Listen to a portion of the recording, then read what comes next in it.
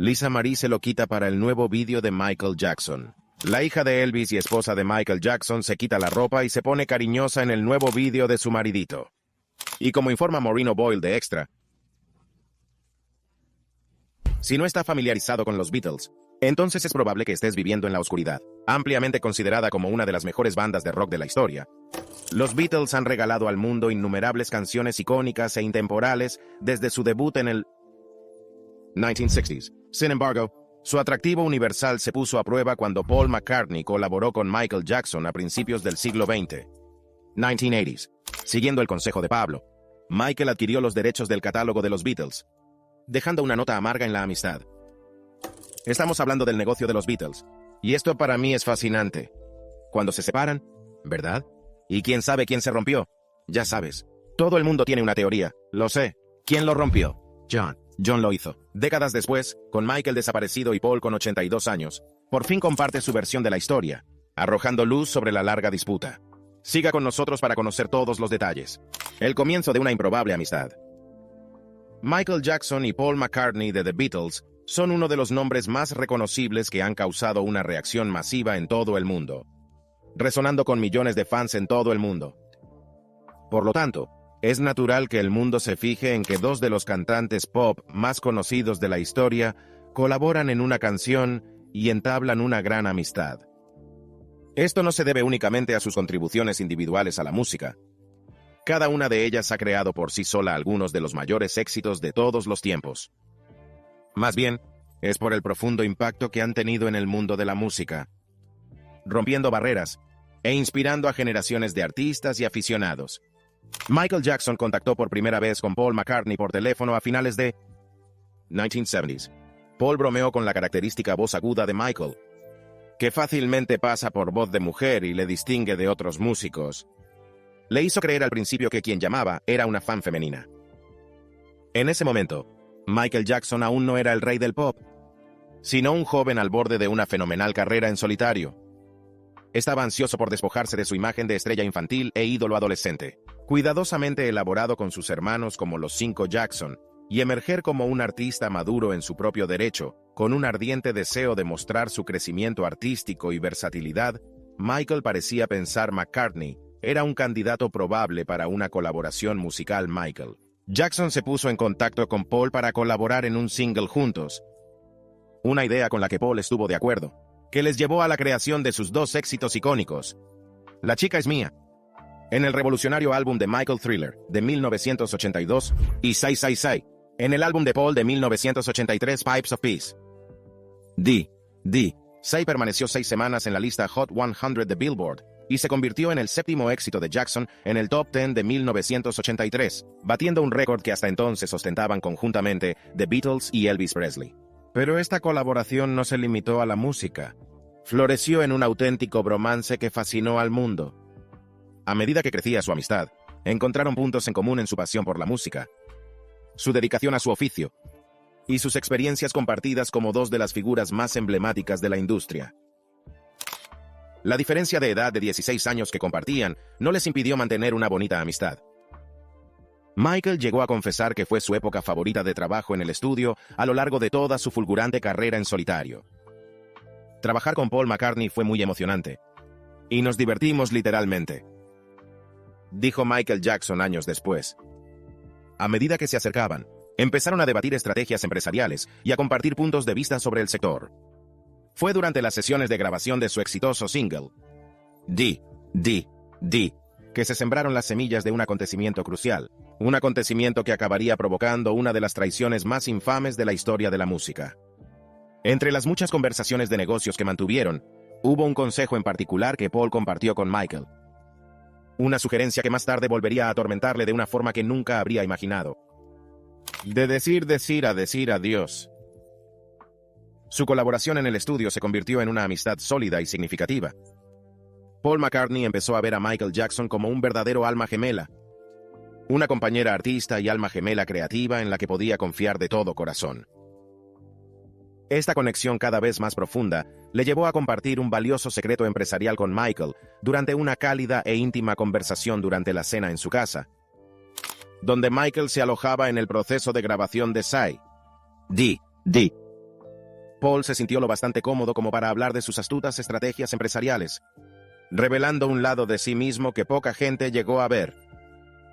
Mientras cenábamos una noche, Paul McCartney publicó un libro en el que explicaba detalladamente todas las canciones de las que poseía los derechos de publicación.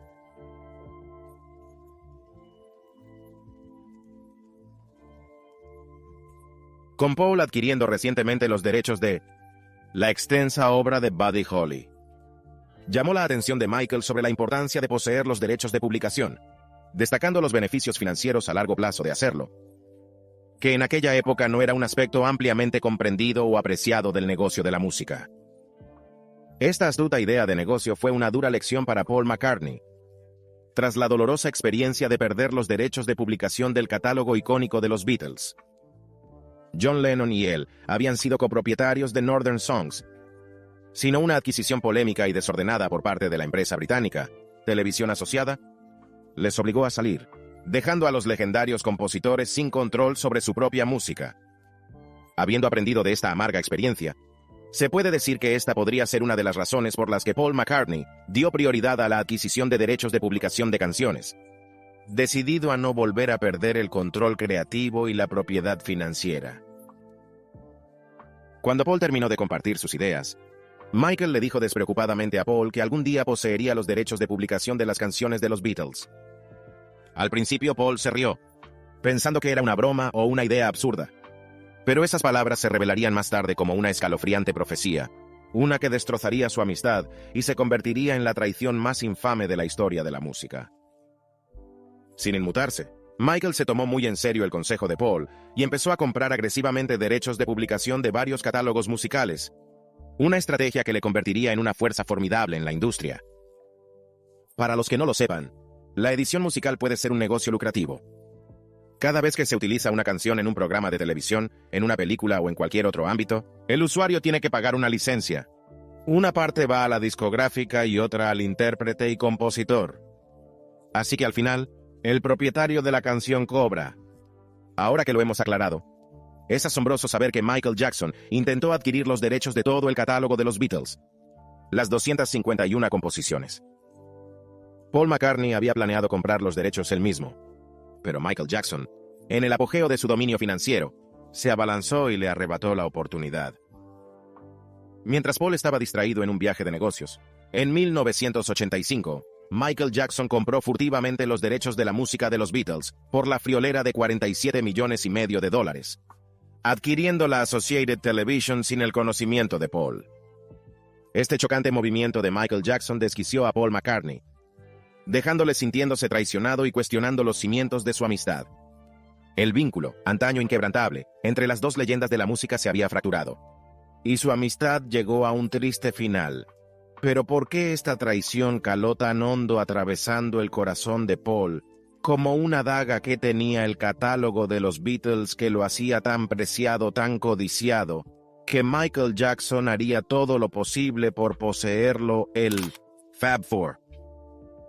Para comprender la magnitud de esta traición y la belleza de la música de los Beatles, debemos volver al principio, a los humildes orígenes de los Fab Four, donde 4 adolescentes improbables acabarían convirtiéndose en sensaciones musicales de renombre mundial, dejando una huella indeleble en el mundo de la cultura pop. Como pioneros en la grabación, composición de canciones y presentación artística, los Beatles revolucionaron muchos aspectos de la industria musical y a menudo fueron publicitados como líderes de los movimientos juveniles y socioculturales de la época. La banda también exploró estilos musicales que iban desde el folk y la música india hasta la psicodelia y el hard rock. La música de los Beatles era algo más que una colección de canciones. Fue un fenómeno cultural, una sinfonía de esperanza, el amor y revolución que resonó en varias generaciones. El catálogo de los Beatles era un tesoro de clásicos intemporales. Cada canción una obra maestra que trascendía las fronteras del tiempo y del género. Desde las alturas eufóricas de Hey Jude hasta las profundidades melancólicas de Yesterday, la música de los Beatles era un reflejo de sus almas, un testamento del poder de la creatividad y la amistad. Y para Paul McCartney, la música de los Beatles no era solo un legado, sino también una herencia, una parte de su ser, un recuerdo de la alegría, las risas y las lágrimas que compartió con sus compañeros de banda. Pero el comienzo de su fama es como el de muchas otras celebridades que empezaron desde unos orígenes humildes, llenos de altibajos para llegar a ser famosos. Pero el impulso de estos adolescentes era el profundo amor que sentían por la música. Esta banda, conocida como The Quarrymen, se creó en su instituto, The Quarry Bank High School. Comenzó con John Lennon como primer pionero en 1956, antes de que Paul McCartney se uniera en 1957. Los dos adolescentes compartían el entusiasmo por el rock and roll estadounidense, lo que avivó su pasión por la música. Pasaron incontables horas practicando, actuando en conciertos locales y soñando con el estrellado. Como la mayoría de las primeras figuras del rock and roll, Lennon, guitarrista y cantante, y McCartney, bajista y cantante, fueron en gran medida músicos autodidactas, su talento en bruto y su dedicación perfeccionando su oficio. Pero a McCartney le influyó sobre todo su padre, Jim McCartney, intérprete de jazz y pianista, que le dio a conocer las obras de leyendas del jazz como Ella Fitzgerald y Louis Armstrong, e iconos del rock and roll como Little Richard y Buddy Holly. Estas diversas influencias dieron forma a la singular perspectiva musical de McCartney, mezclando sensibilidades melódicas con un espíritu rebelde de rock and roll. No mucho después, George Harrison, un joven guitarrista amigo de McCartney, se unió a ellos, formando un trío. Superaron la agotadora experiencia de actuar en Hamburgo, Alemania, sin un batería permanente, perfeccionar sus habilidades y labrarse una reputación. Después de incursionar en el skiffle, un tipo de música folk alegre popular en Gran Bretaña a finales del siglo XX, década de 1950, y asumiendo varios nombres diferentes, como Los Canteros, Los Beatles de Plata, y finalmente, Los Beatles, la banda añadió un batería, Pete Best, y se unió a una pequeña pero floreciente escena de música beat, primero en Liverpool y después, durante varias largas visitas entre los años 60 y 1962, en Hamburgo. Allí, tocaron agotadores sets en clubes como el Indra y el Kaiser Keller, perfeccionando su sonido y creando una base de fieles seguidores. La experiencia de Hamburgo fue un periodo de prueba que forjó el estilo único de los Beatles. Una mezcla de rock, pop y folk que pronto electrizaría al público de todo el mundo. Y aunque Best acabaría siendo sustituido por Ringo Starr, se sentaron las bases del meteórico ascenso a la fama de los Beatles. Después de que los Beatles terminaran su segunda residencia en Hamburgo, gozaron de creciente popularidad en Liverpool con el creciente movimiento Mersey Beat, una escena vibrante que captaba la atención de los aficionados a la música de todo el Reino Unido. Sin embargo, se estaban cansando de la tediosa repetición de numerosas apariciones en los mismos clubes noche tras noche, con los mismos decorados y las mismas exigencias de público. Pero eso no les impidió dar lo mejor de sí mismos, poniendo el corazón y el alma en cada actuación, perfeccionando su oficio y fidelizar a sus seguidores. Y entonces intervino el destino. En noviembre de 1961, durante una de las frecuentes actuaciones del grupo en el Cavern Club, se encontraron con su futuro manager Brian Epstein, propietario de una tienda de discos y columnista musical, que quedó inmediatamente impresionado por su talento, carisma y dedicación. Epstein vio algo especial en los Beatles, una chispa que él creía que podía convertirse en una llama que iluminaría el mundo de la música. Y así, se ofreció a gestionarlas. Y ellos, sentir un nuevo nivel de profesionalidad y orientación, aceptada. Más tarde lo recordó. Inmediatamente me gustó lo que oí. Estaban frescos, y eran honestos, y tenían lo que yo pensaba que era una especie de presencia. Esta reunión crucial marcó el comienzo de una nueva era para los Beatles, que les llevaría de los estrechos clubes de Liverpool al escenario mundial y a los anales de la historia de la música. Brian Epstein, un gestor visionario que los moldeó hasta convertirlos en un acto profesional, trabajó incansablemente para conseguir un contrato discográfico para los Beatles. Sin embargo, fueron infamemente rechazados por Decca Records, que los despidió, diciendo: «Los grupos de guitarras están de salida, Sr. Epstein». Este contundente rechazo fue un revés que el grupo recibió con incredulidad y frustración, pero la confianza de Epstein en su potencial les mantuvo motivados.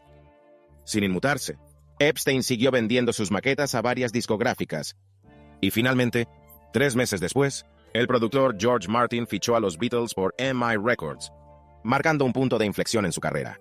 Bajo la dirección de Martin, consiguieron su primer éxito, Love Me Do, a finales de 1962. un éxito que les catapultó a la atención nacional.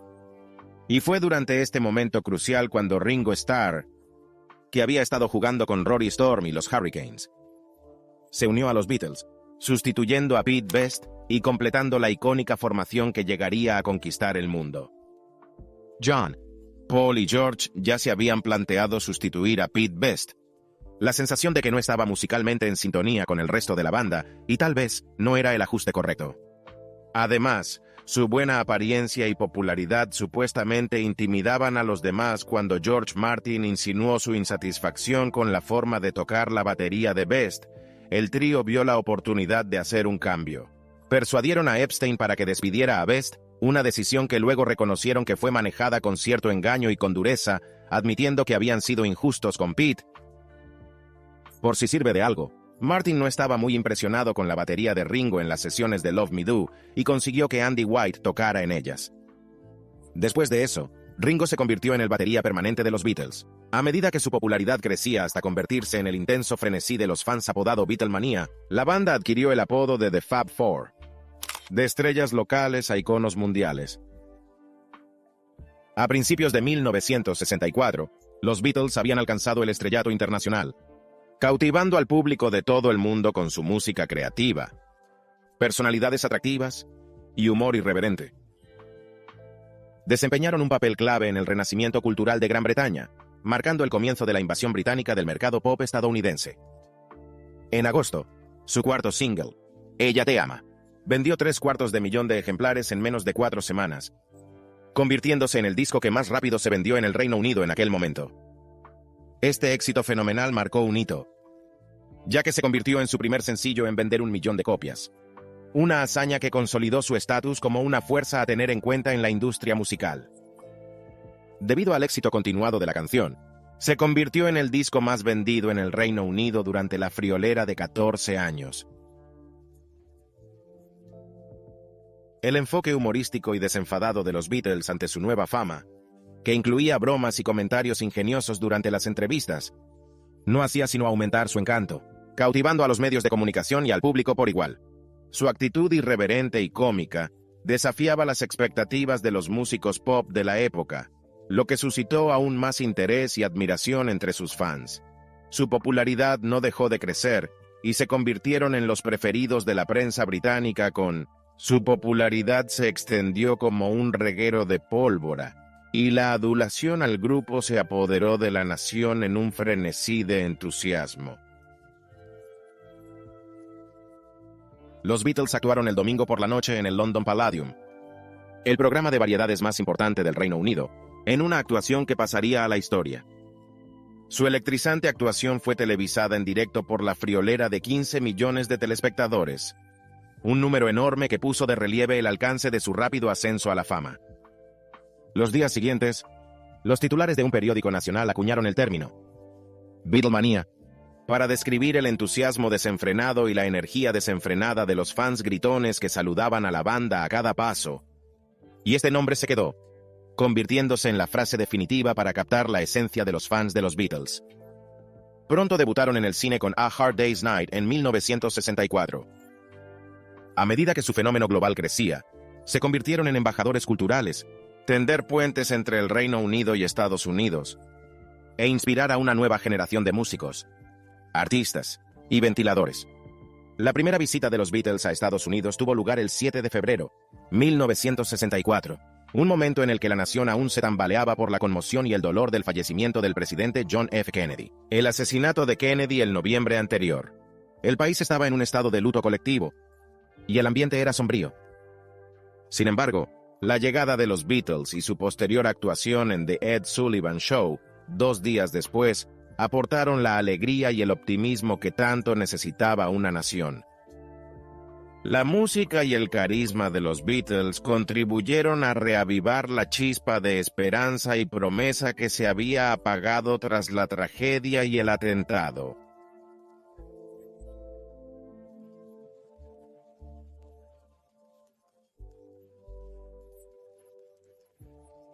Contribuyó a allanar el camino para los revolucionarios cambios sociales que se producirían más adelante en la década.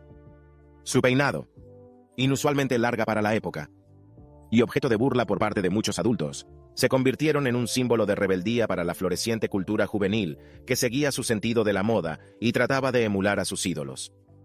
Entre otras cosas, la innovación fue el rasgo más llamativo de su evolución creativa, según el historiador de la música y pianista Michael Campbell. A Day in the Life resume el arte y los logros de los Beatles mejor que ninguna otra canción. Destaca las características clave de su música: la imaginación sonora, la persistencia de la melodía afinada y la estrecha coordinación entre letra y música. Representa una nueva categoría de canción, más sofisticado que el pop, y singularmente innovadora. Literalmente, nunca antes había habido una canción, clásica o vernácula, que había mezclado tantos elementos dispares con tanta imaginación. El profesor de filosofía Bruce Ellis Benson está de acuerdo en que los Beatles nos dan un ejemplo maravilloso de cómo influencias tan dispares como la música celta, el rhythm and blues y el country and western pueden combinarse de una forma nueva. Su popularidad había alcanzado un punto álgido, con su música en los primeros puestos de las listas de éxitos de numerosos países y sus películas, apariciones en televisión y actuaciones en directo que baten récords de taquilla. Habían alcanzado niveles de éxito comercial y de crítica sin precedentes, rompiendo convenciones y redefiniendo los límites de la música popular. Y esta fama no había dejado de crecer, hasta catapultarlos al estrellato internacional, y su música trasciende fronteras y generaciones en todo el mundo. El reconocimiento definitivo para Lennon, McCartney, Harrison y Starr vinieron de la mismísima reina Isabel II cuando los nombró miembros de la Orden del Imperio Británico, un título que consolidó su lugar como iconos culturales. Este honor fue seguido por una serie de prestigiosos premios, incluyendo el premio de la Academia de 1971 a la mejor banda sonora original por la película Déjalo estar. También acumularon una impresionante colección de 7 premios Grammy y 15 premios Ivor Novello, consolidando su posición como una de las bandas más influyentes y exitosas de la historia de la música popular. Sus álbumes se convirtieron en legendarios, con 6 álbumes de diamante, 20 álbumes multiplatino, 16 álbumes de platino y 6 discos de oro en Estados Unidos, y otros premios notables. Este notable logro sigue inspirando asombro y admiración. En el año 1988, ingresaron en el Salón de la Fama del Rock and Roll, un merecido reconocimiento a su inmensa contribución al mundo de la música. Y estos 4 jóvenes de Liverpool siguieron batiendo récords, estableciendo hitos sin precedentes que consolidaron su estatus como la banda más exitosa de la historia. A partir de 2012, los Beatles han vendido más de 600 millones de unidades, una cifra impactante que los convierte en la banda más vendedora de todos los tiempos. Estos asombrosos récords que han batido les han granjeado un inmenso respeto y admiración por parte de fans y colegas músicos. Han tenido más álbumes número 1 en las listas británicas que ningún otro artista y han vendido más singles en el Reino Unido, de 21,9 millones, que cualquier otro acto. En 2000, Rolling Stone clasificó a los Beatles como los artistas de música rock más significativos e influyentes de los últimos 50 años.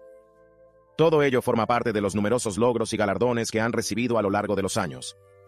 Volvamos a la historia inicial. Ahora que sabemos lo icónicos e influyentes que son los Beatles, no es de extrañar que Michael Jackson se empeñara en adquirir los derechos de publicación de sus canciones. Cuando la televisión asociada, que poseía los derechos de las 251 canciones de los Beatles, les vendió 47.5 millones de dólares, Michael Jackson vio una oportunidad y dio instrucciones a su abogado, John Branca, de no reparar en gastos para adquirir el catálogo de los Beatles, a la que aspiraba desde hacía mucho tiempo. Paul McCartney y Yoko Ono habían intentado comprar el catálogo de Northern Songs en 1981, pero fueron rechazadas. En 1985, McCartney planeaba volver a pujar por los derechos, pero Jackson, que disponían de importantes recursos financieros, se le adelantó.